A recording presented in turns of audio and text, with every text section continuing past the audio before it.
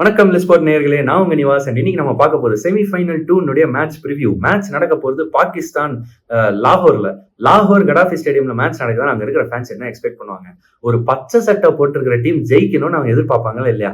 அவங்க எதிர்பார்க்கிற அந்த பச்சை சட்டை டீம் குவாலிஃபை ஆகலைனாலும் இன்னொரு பச்சை சட்டை டீம் வந்திருக்கு. அதுதான் சவுத் ஆப்பிரிக்கா. இன்னொரு பக்கம் இந்த டோர்னமெண்ட்லேயே பெஸ்ட் பிளேயர்ஸ் ஆஃப் ஸ்பின் அப்படின்னு நம்ம சொல்லிட்டு இருந்த நேரத்துல இந்தியன் ஸ்பின்னர்ஸ் கிட்ட அடி வாங்கியிருக்கிற நியூசிலாந்து. ஆனா லாகூர்ல அவங்க ஆட போறாங்கன்றது நியூசிலாந்துக்கு ஒரு மிகப்பெரிய அட்வான்டேஜ். இது ஆல் இன் ஆல் ஒரு அனல் பறக்கிற போட்டியா இருக்க போகுது அப்படின்றதுல எனக்கு எந்த டவுட்டுமே கிடையாது. காரணம், இதுல ரெண்டு டீம்ஸ், நீங்க பாக்குற அந்த ரெண்டு டீம்ஸுமே பேட்டிங் ஃபேண்டாஸ்டிக்கா ஆடக்கூடிய சம பேட்டிங் ஹெவி சைட்ஸ். அண்ட் இந்த விக்கெட், அதாவது லாகூர் கடாஃபி ஸ்டேடியம் ஒரு பேட்டிங் பாரடைஸ். அதனால சிக்ஸர் மழை காத்திருக்கு அப்படின்னு நான் நினைக்கிறேன். பொறுத்திருந்து பார்ப்போம் மேட்ச்ல என்ன நடக்குது.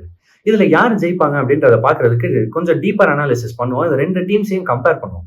ஒரு பக்கம் சவுத் ஆப்பிரிக்காவுடைய பிளேயிங் லெவன் நம்ம முதல் பார்ப்போம். ஒரு ரயன் ரிக்கல்டன், ஃபேண்டாஸ்டிக்கான ஒரு பேட்ஸ்மேன் அவங்க கண்டுபிடிச்சு கொண்டு வந்திருக்காங்க. இந்த ரயன் ரிக்கல்டன் யாரோட ஓபன் பண்ணுவாங்கன்ற ஒரு கொஸ்டின் இருந்துச்சு. போன மேட்ச்ல டோனி டிசோர்சி ஆடல. அதுக்கு பதிலா சர்ப்ரைஸா ட்ரிஸ்டன் ஸ்டப்ஸை ஓப்பனிங் இறக்குனாங்க. ஃபேண்டாஸ்டிக்கான ஒரு அவுட் ஆஃப் த பாக்ஸ் ஆப்ஷனா இருந்துச்சு அது. அண்ட் அவங்க ஹைன்ரிக் கிளாசனையுமே அந்த லைனப்ல ஃபிட் பண்ணியிருந்தாங்க. சம ஒரு மூவா இருந்துச்சு. நம்ம யாருமே எதிர்பார்க்காத ஒரு மூவாவும் இருந்துச்சு. அவங்க ஆனா அதை ஏன் செஞ்சாங்க அப்படின்னு பார்த்தா, கேப்டன் ஒரு டெம்பா பவுமாவே அவங்க ரெஸ்ட் பண்ணியிருந்தாங்க. அது இந்த மேட்ச் நடக்குமானா கண்டிப்பா நடக்காது. ஸோ ட்ரிஸ்டன் ஸ்டப்ஸ் மறுபடியும் வெளியே உட்காருவாரு. டெம்பா பவுமா ஓப்பனிங் ஆடுவாருன்னு எனக்கு தோணுதுங்க.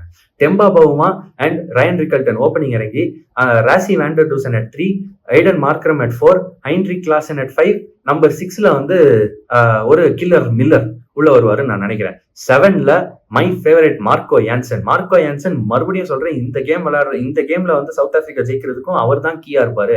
அந்த முக்கியமான இந்த முதல் 10 ஓவர் பவர் பிளே பவுலிங்ல அவரோட அந்த பவுலிங், அவருடைய அந்த ஹைட்டான ஒரு பவுலிங் ஆக்ஷன், அவரோட இந்த ஹைட்டை யூஸ் பண்ற மாதிரி 8 அடியில இருந்து வரக்கூடிய அந்த பவுலிங் ஆக்ஷன், இதெல்லாமே ரொம்ப முக்கியமா இருக்க போகுது சவுத் ஆப்பிரிக்காவுக்கு. அண்ட் தென் உங்களுக்கு Kagiso Rabada and Keshav Maharaj and Lungi எங்கிடியை அவங்க ஆடி இருந்தாங்க. அண்ட் வியன் முல்டரும் கூட. வியன் முல்டர், லுங்கி எங்கிடி, இவங்க ரெண்டு பேரும் கிட்டத்தட்ட ஒரே மாதிரிதான், ஒரே ப்ரொஃபைல் ஆஃப் பவுலர்ஸ் தான். அவங்க இந்த லாகூர் விக்கெட்ல எப்படி பெர்ஃபார்ம் பண்ணுவாங்கன்றத பொறுத்து இருந்து பார்க்கணும். காரணம், இந்த விக்கெட்ல இருந்து அவங்களுக்கு பெருசா சப்போர்ட் கிடைக்காத பட்சத்துல அவங்க ரன்ஸ் போகிறதுக்கான வாய்ப்புகள் ஜாஸ்தி. ஆனா ஒரு ரபாடா அவருடைய எக்ஸ்பீரியன்ஸை யூஸ் பண்ணி கொஞ்சம் எக்கனாமிக்கலா போடுவாருன்னு நம்பலாம். மார்க்கோ யான்சன் எப்படி பவுலிங் போடுறாரு பார்க்கணும். ஏன்னா மார்க்கோ யான்சன் ஒன்னு இப்படி இல்லை அப்படின்ற மாதிரி ஒரு பவுலர். ஒன்னு பவர் பிளேலயே 3 விக்கெட் எடுத்து டீமை காலி பண்ணிடுவாரு ஆப்போனண்ட்டை. அப்படி இல்லைன்னா அவர் 10 ஓவருக்கு 70 ரன், 10 ஓவருக்கு 80 ரன் கொடுக்குற மாதிரி ரொம்ப எக்ஸ்பென்சிவ் ஒரு பவுலரா கூட அமைய வாய்ப்பு இருக்கு.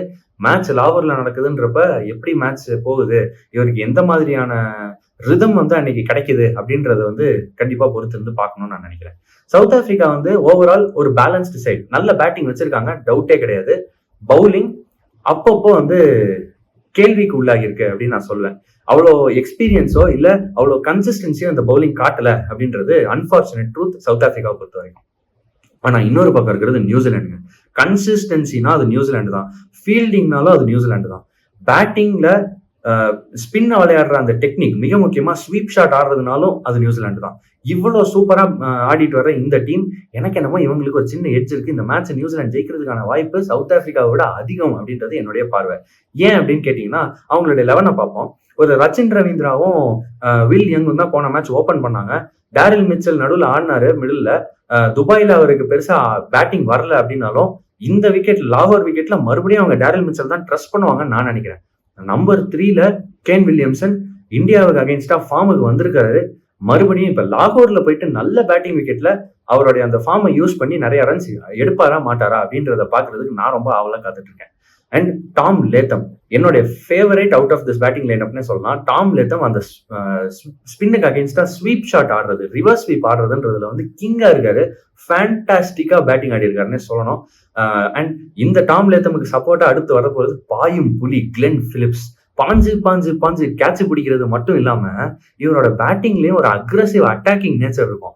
வருண் சக்கரவர்த்தியே தைரியமா ஒரு 6 அடிச்சாரு, அதுக்கப்புறம் அவுட் ஆயிட்டாருன்றது வேற. ஆனா அந்த தைரியம் இருக்குல்ல, அந்த தைரியம் லாகூர் விக்கெட்ல அவருக்கு நிறைய ரன்ஸை ஃபெச் பண்ணி கொடுக்கும்னு நான் நினைக்கிறேன். கிளென் பிலிப்ஸும் கீயா இருப்பாரு இந்த மேட்ச் நியூசிலாந்து பக்கம் சாயிருக்கு.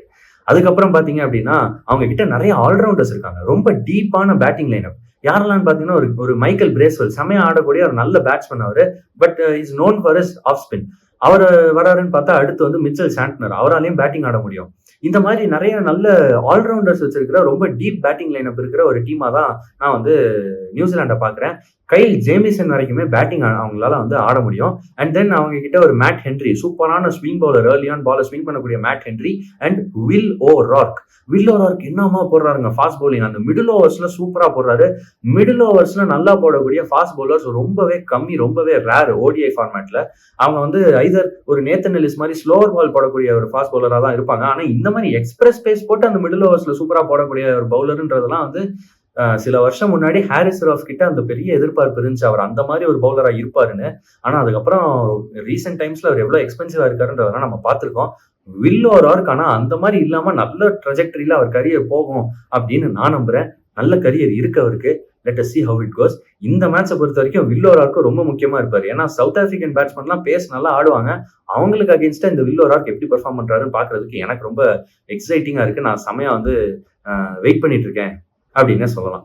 ஸோ இதுதான் வந்து நியூசிலாண்டோட 11 இருக்கும் அப்படின்றத நம்ம பாக்குறப்ப ரெண்டையும் கம்பேர் பண்றப்ப ஸ்பின் டிபார்ட்மெண்ட்லயும் நியூசிலாண்டுக்கு பெட்டர் ஸ்பின்னர்ஸ் கண்டிப்பா இருக்காங்க. மைக்கேல் பிரேஸ்வெல்லா இருக்கட்டும், மிச்சல் சாண்ட்னரா இருக்கட்டும், அவங்களுடைய ஆல்ரவுண்டர்ஸ் கிளென் பிலிப்ஸ் ஒரு ஆஃப் ஸ்பின் போடுவாரு, Rachin Ravindra left arm spin போடுவாருன்றத பார்க்கும்போது அவங்க கிட்ட பெட்டர் ஸ்பின்னர்ஸ் கண்டிப்பா இருக்காங்க. அதை கம்பேர் பண்ணும்போது இங்க கேஷவ் மகாராஜ் மட்டும்தான் இருக்காரு. கேஷவ் மகாராஜ் தான் அவங்களுடைய மார்க்கி ஸ்பின்னர். கேஷவ் மகாராஜ் ஆனா டாம் லேத்தம் ஒரு லெஃப்ட் ஹேண்டட் பேட்ஸ்மேன், அவருக்கு அகேன்ஸ்டா எப்படி போட போறான்றது ஒரு பெரிய கேள்வி. டாம் லேத்தம் கேஷவ் மகாராஜ் ஆடிட்டார்னா அவங்க கிட்ட வேற ஆப்ஷனே கிடையாது. ஷம்சியம் இந்த மேட்ச்ல ஆடுவாங்களான்னு கேட்டா இல்ல. மேட்ச் நடக்க போறது லாகோர்ல. ஒரு ஸ்பின்னருக்கு மேல எனக்கு தெரிஞ்சு இவங்க வந்து சவுத் ஆப்பிரிக்கா வந்து ஆட மாட்டாங்க. அந்த இடத்துல தான் நியூசிலாண்டுடைய அந்த ஆல்ரவுண்டர் அட்வான்டேஜ் வருது. அவங்க வந்து பிரேஸ்வெல்லையோ கிளென் பிலிப்ஸையோ ஒரு ரச்சின் ரவீந்திராவையோ ஸ்பின்னருக்காக அவங்க அந்த ஸ்பின் ஸ்கில்லுக்காக ஆடல, ஒரு ஸ்பின்னரா அவங்க ஆடல. அவங்க எல்லாருமே பேட்ஸ்மேன் ஆடுறாங்க.